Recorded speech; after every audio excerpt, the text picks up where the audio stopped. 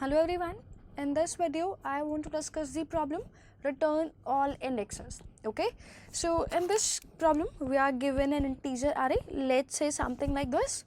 Along with that array, हमें size मिल रहा है और एक x वेरिएबल मिल रहा है और एक साथ में आउटपुट array भी मिल रहा है. हमें क्या करना है? हमें इस x वेरिएबल की वैल्यूज़ जहाँ जहाँ आ रही है, ये x वेरिएबल हमारे इनपुट array में जिस इंडेक्स पे प्रेजेंट है, हमें उन सब को गिवन आउटपुट array में सेव करना है और इस आउटपुट array का जो भी साइज़ होगा वो हमें रिटर्न करना है. सो अगर हमारे x की वैल्यू 5 है, सो हमारे आउटपुट array में कुछ इस तरह से आंसर आना चाहिए. सो 5 इज़ प्रेजेंट एट इंडेक्स 0. हमें अपने इंडेक्सेस को sorted order, basically increasing order में डालना है, ऐसा भी गिवन है क्वेश्चन में. सो पहले 0 क्योंकि 0 पे 5 है, देन 2 एंड देन 3. सो ये हमारा आंसर होना चाहिए इस आउटपुट array का. And obviously it's size is 3, so I should return 3. Okay. अगर हमारे x की वैल्यू 6 होती, सो हमारा आउटपुट array कुछ इस तरह का दिखता, 1 एंड 4, एंड हम रिटर्न करते इट्स साइज विच इज 2. और अगर 5 और 6 के अलावा कुछ भी होता, लेट्स से मेरे x की वैल्यू 1 होती, तो हम कुछ भी फिल नहीं करते अपने आउटपुट array में, and I will simply return 0 representing कि हमें कोई भी इंडेक्स पे अपने x की वैल्यू नहीं मिली. तो हमें ये प्रॉब्लम सॉल्व करनी है यूजिंग रिकर्जन. कैसे करें? सेम प्रोसेस रहेगा. First step should be to think कि अपनी प्रॉब्लम को ब्रेक कैसे करें, विच वी नो. अब हमें पता है ढंग से, राइट. सो अपने array को इस तरह से हम ब्रेक कर लेते हैं. सेम प्रोसेस है जहाँ पे हम ये बोल रहे हैं इस पार्ट पे हम काम करेंगे और ये वाला पार्ट रिकर्जन डील करेगा, जिसकी हमें टेंशन लेने की ज़रूरत नहीं है, वो सब कुछ हैंडल कर लेगा. ओके, ठीक है. अपने कोड के 3 स्टेप्स जो हमें पता है अच्छी तरह से. First step is base case. Base case क्या होगा हमारी प्रॉब्लम का, काफ़ी बार डिस्कस कर चुके हैं. एरेस के केस में generally my base case is जब हमारे एरे का साइज़ 0 हो जाएगा. जब हमारे एरे का साइज़ 0 हो जाएगा, हमें क्या करना चाहिए? कुछ नहीं करना. I should simply return 0 representing कि हमें किसी भी इंडेक्स पे x नहीं मिला. क्यों नहीं मिला? क्योंकि एरे का साइज़ 0 हो चुका है. तो हमें बिना कुछ कैलकुलेशन किए सिंपली रिटर्न करनी है value 0. Okay. Next step could be the recursive call और द स्मॉल कैलकुलेशन. हम कैसे भी परफॉर्म कर सकते हैं, जैसे भी हमें ठीक लगे. ओके. क्या करना चाहिए? रिकर्सिव कॉल करने का मीनिंग ये है कि हम रिकर्जन कॉल करेंगे अपने इस पार्ट पे एंड रिकर्जन को सेम प्रॉब्लम सॉल्व करने को देंगे जो कि हमें मिली थी. That is please go and figure out all the indexes of this x. और जो भी इंडेक्सेस हैं उन्हें इंक्रीजिंग ऑर्डर में हमारे आउटपुट array में फिल कर दो एंड उसका साइज हमें रिटर्न कर दो. एग्जैक्टली सेम प्रॉब्लम हम रिकर्जन को देंगे सॉल्व करने के लिए. बात ठीक है? एक काम करते हैं, let's call recursion first. Recursion को ही पहले कॉल कर देते हैं. ठीक है. तो अब सोचते हैं कि अगर हमने रिकर्जन को पहले कॉल किया तो क्या होगा. अच्छा ठीक है, कॉल कैसे करेंगे? बिल्कुल सेम प्रोसेस रहेगा. a+1 size -1 and x, and in this case एक एक्स्ट्रा आर्ग्यूमेंट है विच इज आउटपुट array, और ये हमें आउटपुट array का साइज ला के देगा जो हमें किसी वेरिएबल में रिसीव कर लेना चाहिए. बात ठीक है? Okay, let me clear this. ठीक है. सो ये आंसर वेरिएबल हमें यूजर से मिल रहा होगा. क्या होगा अगर हमारे x की वैल्यू 5 होगी, तो हमें रिकर्जन से क्या मिलेगा? देखते हैं. मुझे लगता है हमें रिकर्जन से इस एरे के अकॉर्डिंग आंसर मिलेगा. बिल्कुल ऐसे ही होता है ना. और जैसे हम रिकर्जन कॉल करते हैं, हम अज्यूम कर लेते हैं कि हमारा आंसर आ चुका होगा. ओके.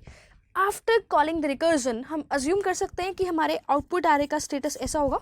आउटपुट array x की वैल्यू 2 इंडेक्सेस पे आ रही है, 1 और 2.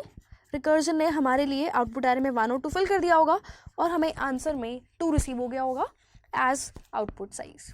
बात ठीक है? ओके.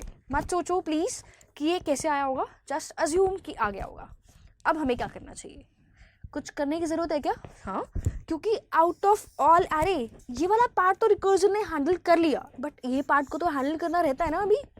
उससे भी पहले एक और चीज़ जो हमें ध्यान देनी चाहिए वो ये कि रिकर्जन के अकॉर्डिंग जो इंडेक्स 1 है वो इंडेक्स हमारे लिए 2 है. रिकर्जन के अकॉर्डिंग जो इंडेक्स 2 है वो हमारे अकॉर्डिंग इंडेक्स 3 है. तो हमें इसे भी अपडेट करना पड़ेगा। कैसे? हमें इस एरे पे ट्रैवल करना चाहिए, कहाँ तक? From index 0 to 2। 2 क्यों? क्योंकि हमारे आउटपुट एरे का साइज हमारे लिए अभी 2 है। तो हमें इस एरे पे ट्रैवल करके हर एलिमेंट की वैल्यू को +1 से अपडेट कर देना चाहिए। I hope you are getting why I am saying this. क्यों हमें +1 करना है? क्योंकि रिकर्जन के अकॉर्डिंग जो इंडेक्सेस हैं हमारे अकॉर्डिंग वो +1 है, क्योंकि रिकर्जन को हमने एक कम साइज का एरे पास किया था। ठीक है ना? ओके, सो पहले तो हमें ये करना है। चलो ये हमने कर दिया, करेक्ट इंडेक्सेस आ गए। अब क्या करना है? अब हमें चेक करना है क्या हमारे 0th इंडेक्स पे x रखा हुआ है। हाँ, अगर रखा हुआ है दैट मीन्स अब हमें इस 0 को भी अपने इस एरे में ऐड करना है। But according to the question हमें इस 0 को स्टार्टिंग में ही पुट करना है, लास्ट में प्लेस नहीं कर सकते, क्योंकि हमें इंक्रीजिंग ऑर्डर में एलिमेंट्स को प्लेस करना है।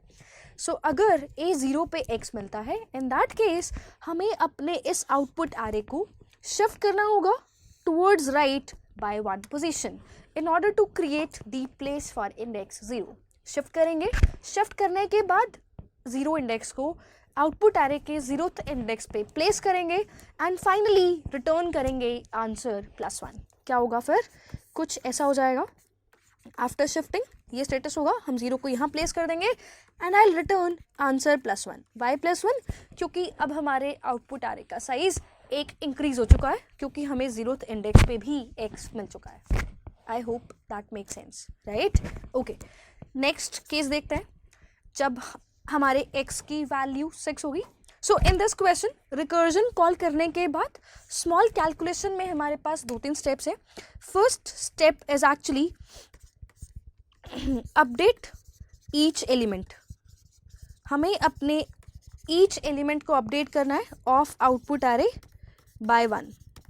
आउटपुट एरे बाय 1 क्यों अपडेट करना है? आई होप समझ आ गया है हमें। Next, check at index 0। हमें इंडेक्स 0 पे भी चेक करना है। अगर आंसर येस आता है तो हमें शिफ्ट करना है, शिफ्ट दी आउटपुट एरे राइट पोजीशन में एंड फिर फाइनली अपने इंडेक्स को 0th इंडेक्स पे प्लेस करना है और रिटर्न आंसर +1 करना है। ठीक है ना? ये करा अभी तक हमने।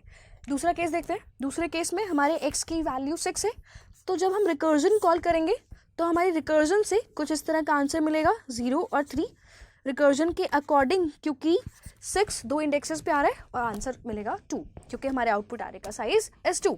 ओके, पहला step is update each element of output array by 1। तो इसे 1 कर देंगे, इसे 4 कर देंगे, क्योंकि जो इंडेक्स रिकर्जन के लिए 0 है हमारे लिए 1 है और जो 3 है वो हमारे लिए 4 है। ओके, नेक्स्ट अब क्या करना है? Check at index 0। अब हमें 0th इंडेक्स पे जाके चेक करना है। करते हैं चेक। अब यहाँ तो हमें x नहीं मिला, तो कुछ करने की ज़रूरत है? कोई शिफ्टिंग कुछ करने की ज़रूरत नहीं है, हमें बस इस आंसर को एज इट इज़ रिटर्न करना है, क्योंकि यही हमारा एक्चुअली फाइनल आंसर है। I hope that make sense. जैसे जैसे हमने डिस्कस किया है, बस इन्हीं स्टेप्स को हमें अपने कोड में कन्वर्ट करना है। ज़्यादा मुश्किल नहीं होना चाहिए। एक बार ढंग से सोचो, नहीं समझ आया टेक 1 और 2 एग्जाम्पल्स, खुद से ड्राई रन कर करके देखो कि हमें रिकर्जन कॉल करेंगे, ड्राई रन नहीं, रादर हमें रिकर्जन कॉल करते ही चेक करना है और यू कैन से अज्यूम करना है कि ये आंसर आ जाएगा, अब नेक्स्ट मुझे क्या करना है। ठीक है, इस तरह से सोचोगे तो हो जाएगा। Okay, thank you.